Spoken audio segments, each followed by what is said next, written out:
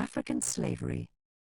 Somewhere under the sweltering August sun of 1619, as mosquitoes swarmed and tobacco fields stretched like a green sea to the horizon, the White Lion docked at Point Comfort, Virginia. Its cargo wasn't gold, spices, or even the hard-won fruits of exploration. It was people. About 20 Africans disembarked, their chains clinking a grim overture to the coming symphony of American contradictions. Welcome to Liberty's proving ground, where high ideals and low deeds collide head-on. Virginia was no shining city on a hill. It was a capitalist Wild West draped in Puritan robes. Tobacco was the cash cow, and English settlers were hell-bent on milking it. The arrival of these Africans, ripped from a Portuguese slaver and traded for food and cattle, wasn't strategic.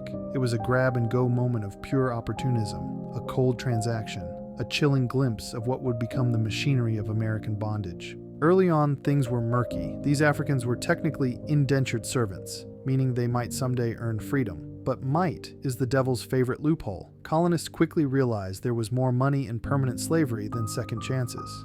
Thus began the grim calculus of commodifying people, an economic formula Wall Street would blush to claim. By 1640, the mask was off. Enter John Punch, an African man sentenced to lifetime servitude for running away, while his white co-conspirators got off with a few extra years. That ruling didn't just punish Punch, it set the legal precedent for race-based slavery in America. From there, the floodgates opened. Children inherited their mother's enslaved status. Interracial relationships were criminalized. Freedom became a gated community for white Christians only. Let's not pretend this was ever about race at first. It was about profit.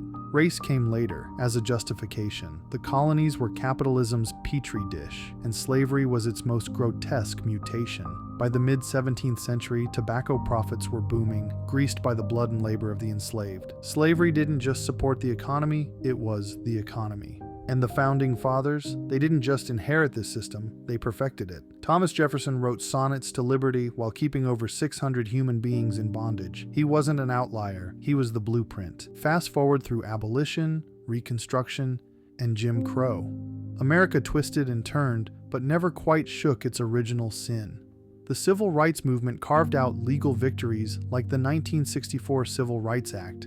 But legislation can't rewrite bloodlines. The descendants of those 1619 captives kept fighting for dignity, for justice, for something that resembled the freedom promised on parchment. Even now, Point Comfort echoes through every debate on race, reparations, and systemic inequality. Those first Africans couldn't have foreseen the strange fruit of their suffering. Jazz, rock and roll, the March on Washington, but they planted seeds anyway. Their arrival shaped a nation, and their legacy demands we keep listening. The White Lion's landing isn't a historical footnote, it's the headline. The moment the myth of American freedom was forced to stare down its own hypocrisy. Liberty isn't a straight line, it's a tightrope. We're still walking it, still wobbling, and that ship, still there.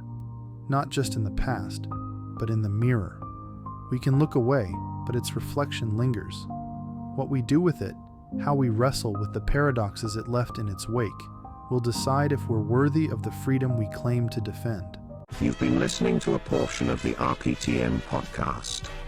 We hope we made you laugh, but more importantly, we hope we made you cry. If you found this episode engaging, don't forget to give us a thumbs up and hit that subscribe button so you never miss out on our upcoming thought-provoking discussions.